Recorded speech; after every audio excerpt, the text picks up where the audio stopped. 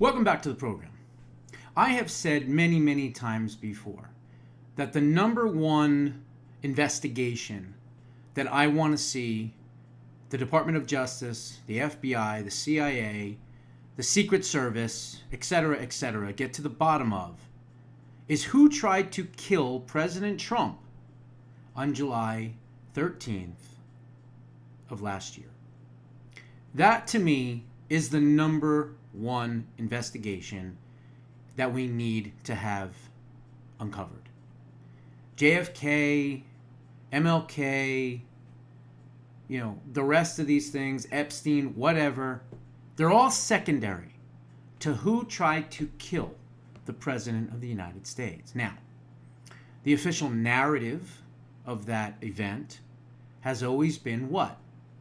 That how old was he?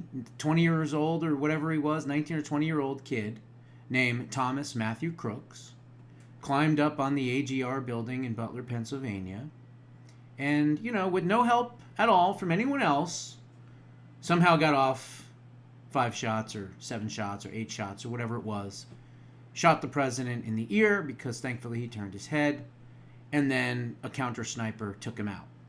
Well, I've already explained that an Aaron Zippoloni actually was the first person to have shot Crooks, and he did it from the ground. He shot him. He's the one that shot him first and knocked the gun out of his arm. After that happened, he gathered himself, and then he went to take the next shot, and guess what? That's when the Secret Service sniper took out Crooks, so we say. So the official narrative reads. Well, the reason that we should have questions about this is because of the events that took place directly after the shooting occurred.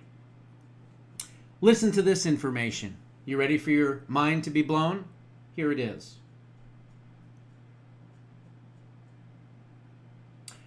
According to the autopsy reports of the alleged attempt assassin, Thomas Matthew Crooks, the autopsy leaves a lot more questions than answers.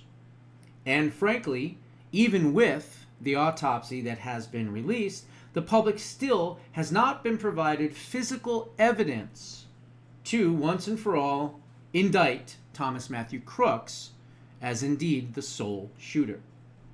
First, the autopsy of the alleged shooter was only made public when the headline USA reporter Kenneth Silva filed a lawsuit in the Pennsylvania Office of Open Records to obtain, quote, the medical examiner case information summary, as well as all lab analysis reports, all exam images, all pathology reports, all histology slides, toxicology reports, and scene images for Thomas Matthew Crooks.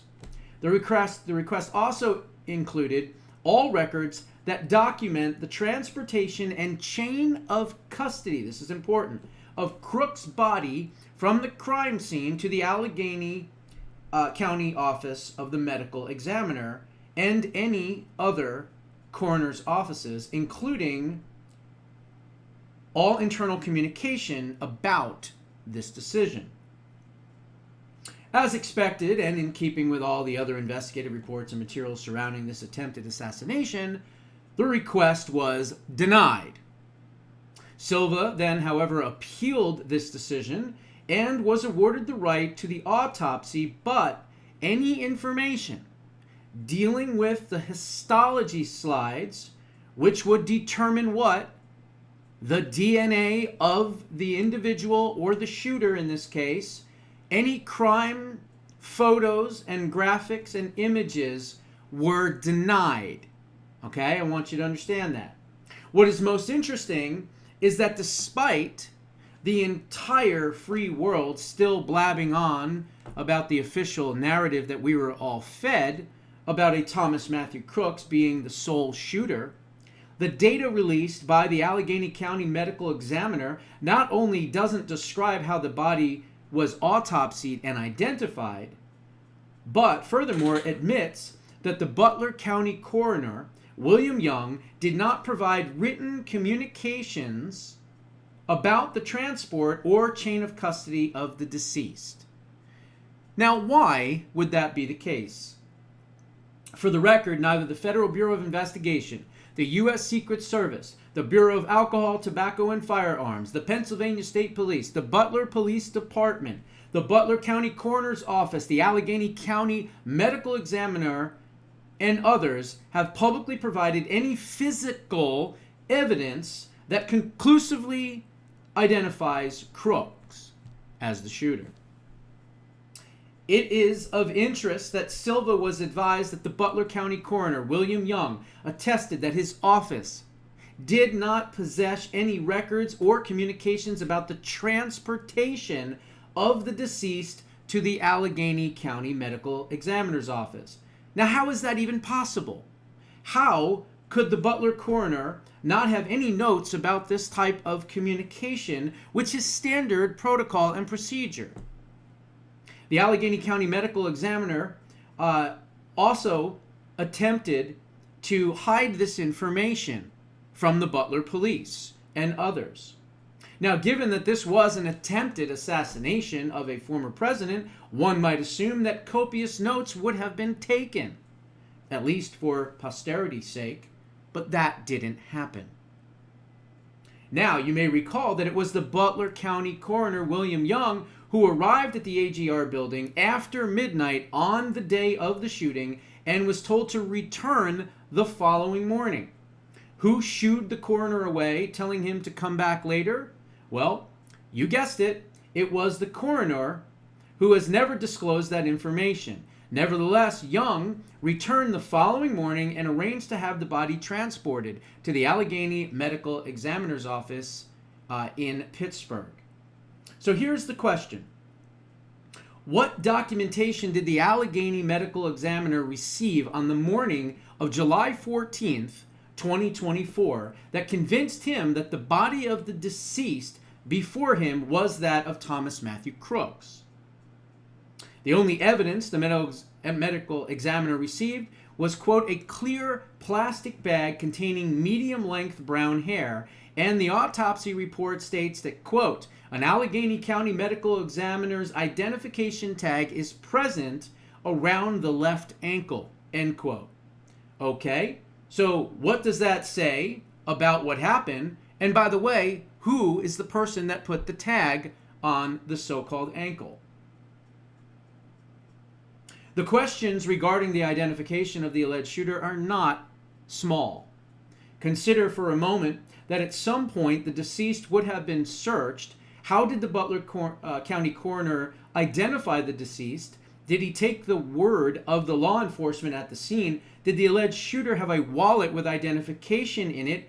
Were the parents called to identify the body? Don't forget, as soon as it happened, the parents lawyered up immediately, and not only that, they brought in a cleaning crew to clean their house. And they wouldn't talk to the police, they wouldn't talk to investigators, they lawyered up, and they kept quiet. Did the alleged shooter, did the fingerprints taken at the autopsy match the fingerprints of the alleged shooter, Thomas Matthew Crooks? Did the DNA test conclude the deceased's identification? What's the big secret? Why the cover-up?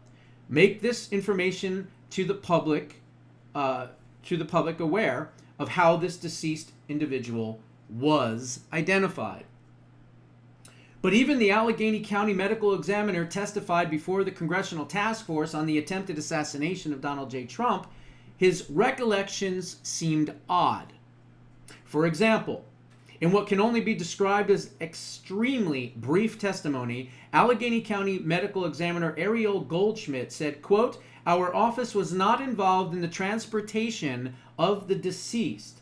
However, once they were transported to our office, the required chain of custody paperwork was then processed.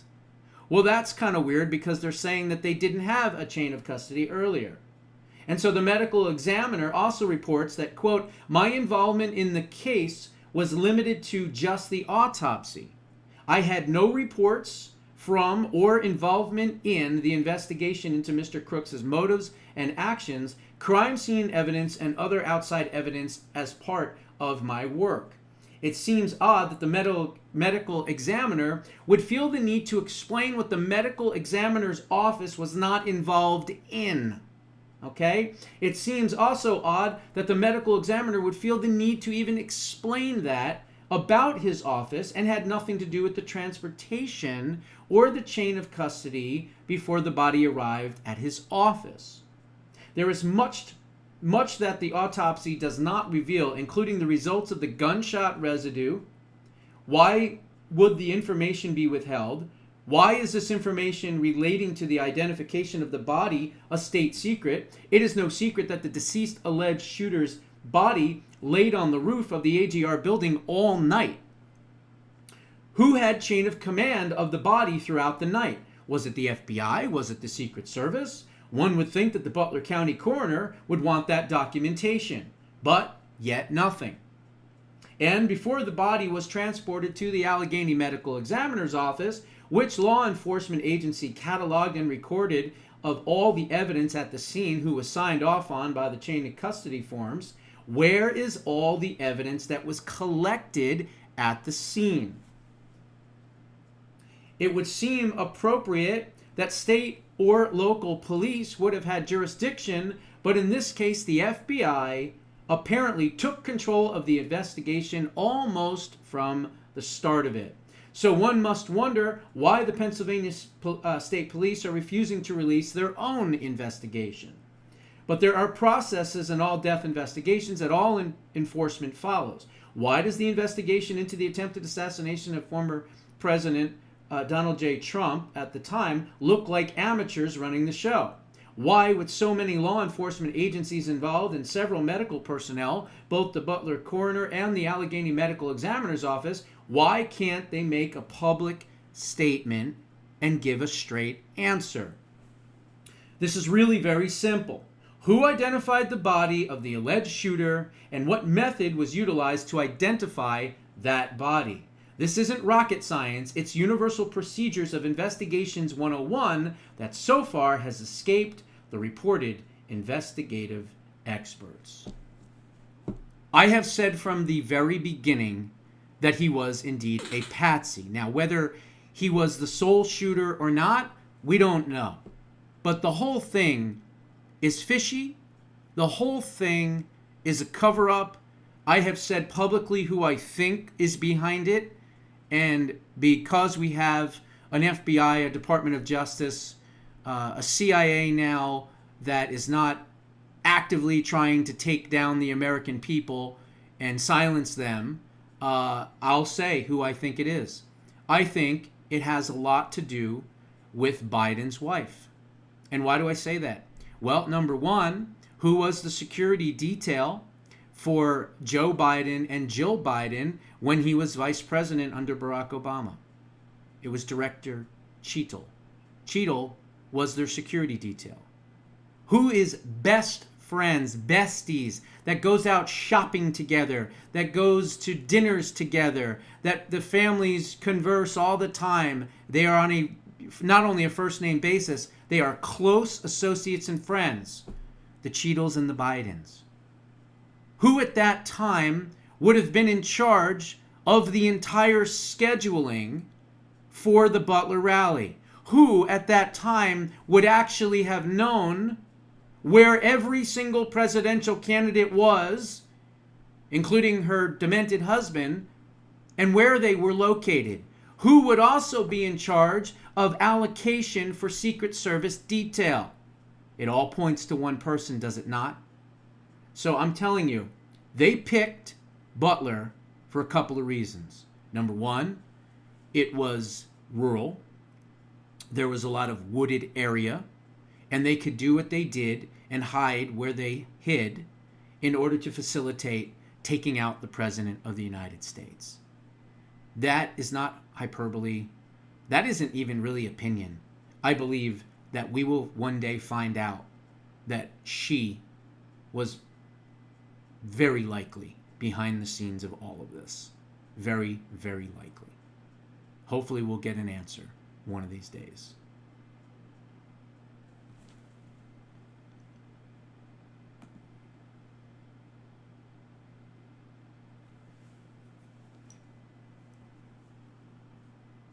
Okay, so in my book, Preserving Liberty, in the chapter about illegal immigration and closing down the borders, I go through and I give you statistics, not just from the last couple of years.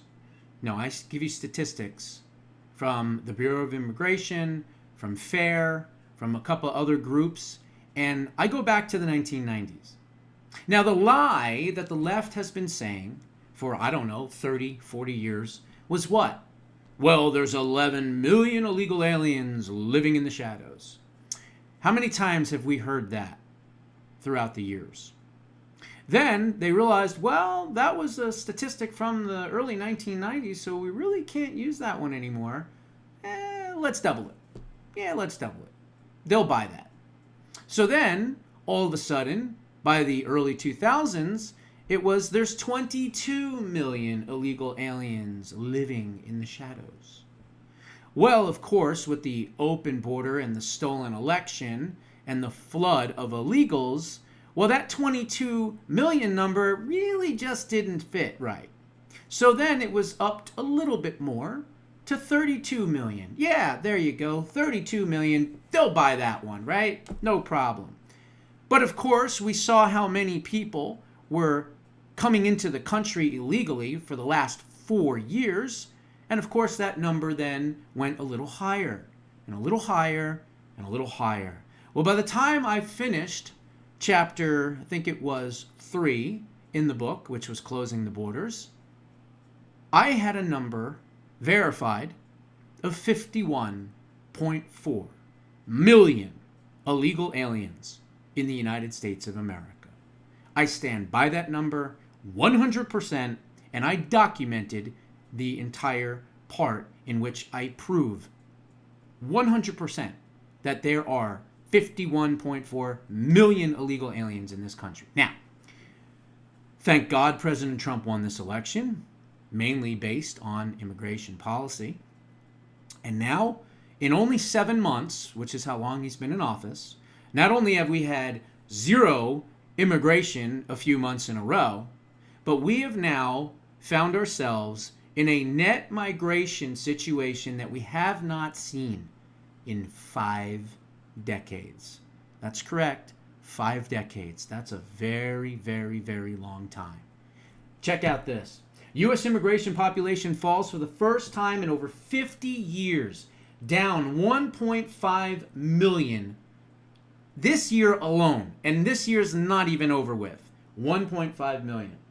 President Trump's promise to crack down on both legal and illegal immigration appears to be working. Vice President J.D. Vance, earlier this month, said that this will be the first time that we will have negative net migration in the United States in 5 decades. A study by the Pew Research Center has found that some 1.5 million illegal immigrants have left the country between January, at the start of President Trump's inauguration and presidency, to June, so just a couple of months ago, marking the first fall in over 5 decades. In June, the country was home to 51.9 million illegal immigrants. Gee, what did I put in my book that came out October 8th of 2024? 51.4 million? Well, now it's 51.9 million. Once again, I was correct. A drop from 53.3 million just 6 months earlier. Okay, well, I had it at 51.4 in my verifications. Perhaps it was 53. We'll go with the higher number. The study states, as of mid-2023, the latest year for which detailed data is available, more than 11 million U.S. residents were born in Mexico, representing 22% of all immigrants nationally. The second largest immigration group was from India, 3.2 million or 6%, followed by China, 3 million or 6%, the Philippines, 2.1 million or 4%, and Cuba at 1.7 million or 3%. About half of all U.S. immigrants, 52% or 26.7 million people were born in Latin America. Let me stop and rephrase that. 26.7 of the 51.9 or 51.4 or 53 point whatever, 50, we'll call it 50 million. Half of that, let's call it 25 and 50. Make it easy for you, right? So 25 million plus are from Latin American countries. Wow, that is just, it's unbelievable. But when you think about it, it's location, location, location, right? I mean, who's the easiest to get into the country? It's going to be the people in Mexico, and it's going to be the people connected to Mexico throughout Central America and Latin America, right? It's probably a lot harder from Australia or China or Africa. You got to cross oceans and all kinds of crazy stuff. You got to be flown in to Colombia, and then, of course, Colombia is the hub, right? Or it was. And then what happens? They go through the Darien Gap, or they fly directly from Colombia, Bogota, Colombia, directly into Canada, and they just walk across. Yeah, it's much easier. It's much safer. There's no border wall or anything. Just walk across. Just I'm in America, right? That's what I said in the book. If you're an illegal alien, you want to break into this country, would you rather go to Colombia, then go to Panama, then go through the Darien Gap, where you have poisonous snakes, boa constrictors, coyotes, drug cartel members, child traffickers, rapists, murderers, and if you can survive that, the terrain is pretty bad in and of itself. Then you've got malaria, you've got bugs, you've got bites, you've got wild animals. Let's say you survive all that. Then you get into Central America. Then you go in through Central America, into the Central American countries, and eventually you make your way into Mexico. And then from Mexico, then you come into the United States. Think of the treachery you have to go through, especially if you're not doing it alone and you're with your family or your children or your loved ones. Wouldn't it be a hell of a lot easier to meet up with a trafficker, a human trafficker, a coyote in Bogota, Colombia, and take a plane and fly directly to Canada, to the border of Canada, get out with your stuff, and just walk right into the United States of America? This is why I say in chapter 3 of my book that we need a border wall on the northern side as well. The Swanson section of Vermont has the most amount of crossings in the northern section of the United States. I document that as well in Preserving Liberty. So if 25 million plus are coming from there, then where are the rest of them coming from? They're coming from all around the world. Probably 180 some odd countries are just pouring into the country, or they were. Thankfully, they're not anymore. So after Latin America, Asia is the second largest region of birth for U.S. immigrants. In 2023, around a quarter of all immigrants, 27%, or nearly 14 million people, were born in Asia. As of 2023, there were about 11 million immigrants from every other world region combined, accounting for 22% of the U.S. foreign-born population. 10% were born in Europe, 5% in sub-Saharan Africa, 4% in the Middle East, North Africa region, 2% in Canada, and another North American, what does that say? And another North American country, a category that includes Bermuda and some smaller countries. However, the analysis also found that the number of illegal aliens residing in the U.S. still remains around 14 million, underlining the enormous challenge the Trump administration faces in carrying out millions of mass deportations. Now, they are saying that 14 million came into the United States just in 2023 alone. Okay? Just in that 1 year. Just that 1 year. 14 million came into the country. Absolutely insane. Among their efforts, including tightening asylum access at the southern border, imposing stricter visa rules for students and skilled workers, and deploying thousands of federal agents to detain and deport illegal immigrants, the job is still very difficult. It has also come under the suspension of the refugee program that once provided green cards and a path to citizenship, introduced more rigorous screening of visa applicants, expected to shrink the inflow of foreign workers and students. They have also terminated temporary protections for people from countries including Haiti and Venezuela, making many of those entrants eligible for deportation. So we are winning the battle. But what we have to understand is that they have put so many people. That the auto pen 4 years was the most devastating, destructive, and just, I don't even know the word. I mean, what took place in that 4-year period? We basically didn't have a president, and we just had these radical, extreme, left-wing idiots with an auto pen in their hand running the country and making rules and basically just letting the border wide open. They spent millions and millions and millions of dollars on advertising people to come here illegally.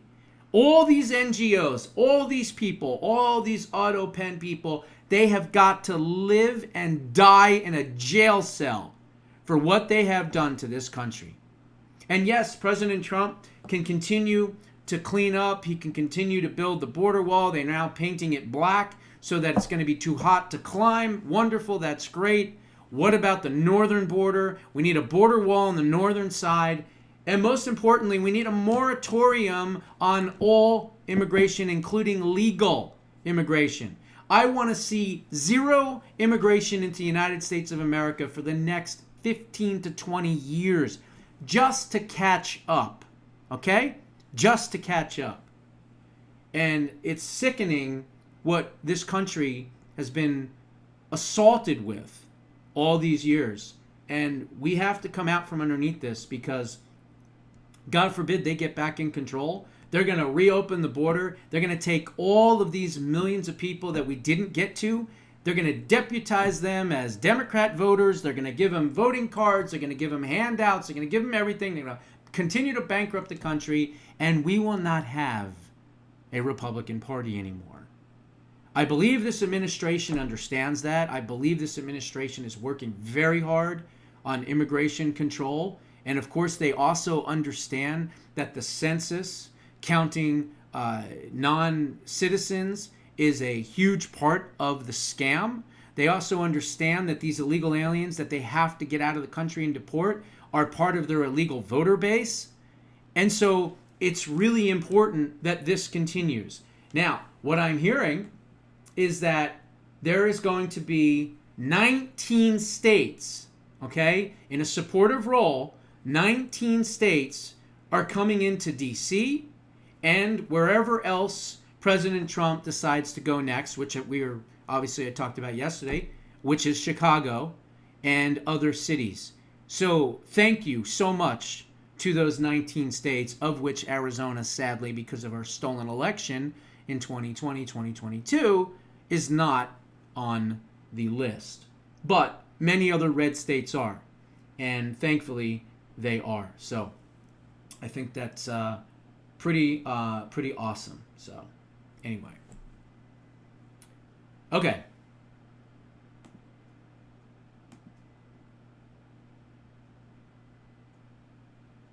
Let's talk about this real quick. So I have been saying for the longest time, and we've been discussing on Full Throttle Thursday and other times, that there's going to be a huge decision coming up. More than likely June of 2026 is when I think it'll happen. Why? Well, because controversial decisions, they always do at the end of their term, and they do it during the summer where they don't have to take a lot of heat for it.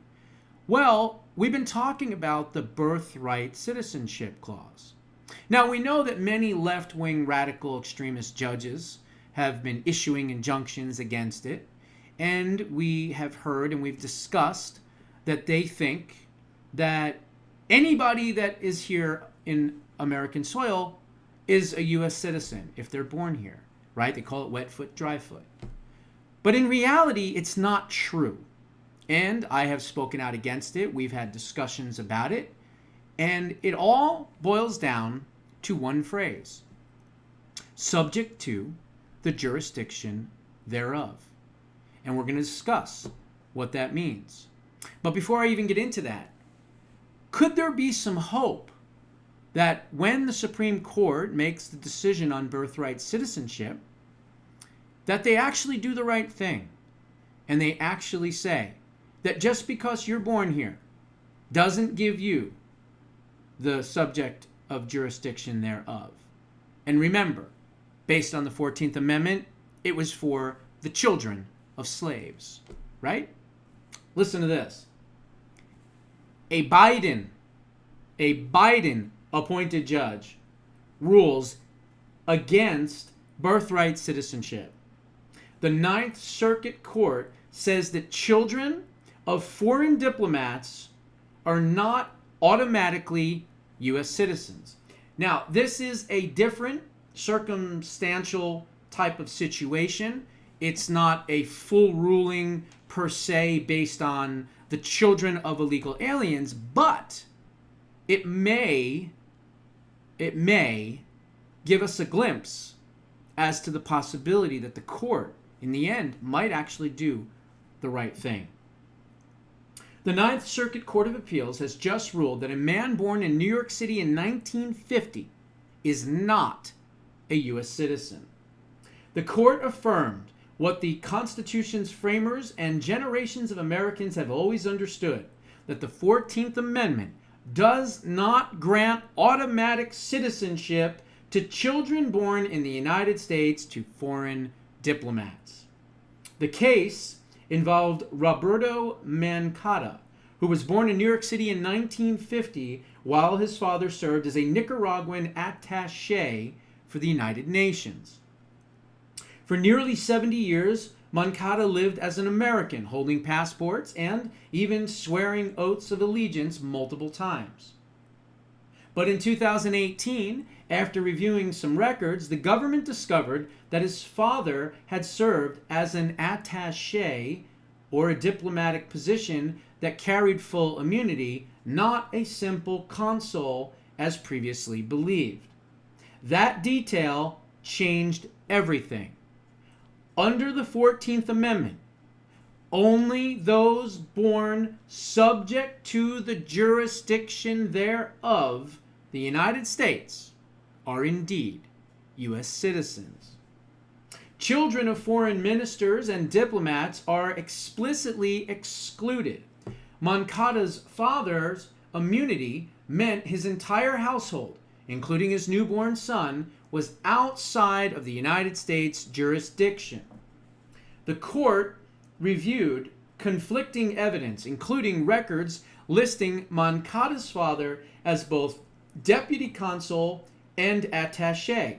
But after weighing this record, most importantly, the State Department's, quote, blue list, identifying him as an attaché with full diplomatic privileges, the panel then concluded that the government had proved by clear and convincing evidence that Mancata was never a U.S. citizen. Mancata then filed suit in 2019 to challenge that decision. Judge Anthony Johnstone, a Biden appointee, wrote in his opinion, quote, the government repeatedly affirmed that Mancata's father's apparent status as a Nicaraguan consul did not confer diplomatic immunity on his children. So the government explained that Mancata was born, quote, subject to the jurisdiction thereof, the United States, according to the 14th Amendment, U.S. consul, and under the Constitution, citizenship was his birthright, but the government was, as the district court put it, wrong in doing so. In 2018, the government reviewed its records and found that Mancata's father served as an attaché, not a consul, when Mancata was born. Unlike a consul, an attaché and his family possess full diplomatic immunity. But so the government now asserted Mancata was not born subject to the jurisdiction thereof, the United States. Therefore, he was not a birthright citizen. The government revoked Mancata's passport and told him, quote, he did not acquire U.S. citizenship by virtue of his birth here. Moncada sued for a declaratory judgment that he is indeed a citizen. The Secretary of State responded by producing a recently executed certification of Moncada's diplomatic immunity at birth. The Secretary argued that his certificate was conclusive evidence of Moncada's lack of birthright citizenship and was therefore binding on the district court decision. The district court declined to recognize the certificate as conclusive. Still, based on the underlying record of government documents, it held that the Secretary established by clear and convincing evidence that Moncada was not born a U.S. citizen because it found, as a matter of fact, that his father was an attaché with diplomatic immunity when he was born. So, what does all that really mean in lingo and jumbo lingo and all that jargon? It means that if the Supreme Court does the right thing, which hopefully they will look at this with a narrow scope, not a broad-based scope, and they will say, if you came here illegally and you were born here in the United States from people that brought you here illegally, you are not subject to the jurisdiction of the United States of America. Therefore, you're not a U.S. citizen, and therefore, you and your entire family can be deported. Okay? And let's hope and pray that the United States Supreme Court comes to that exact decision. Those are my thoughts. What are yours? Put them down in the comments below. We'll see you in the next one.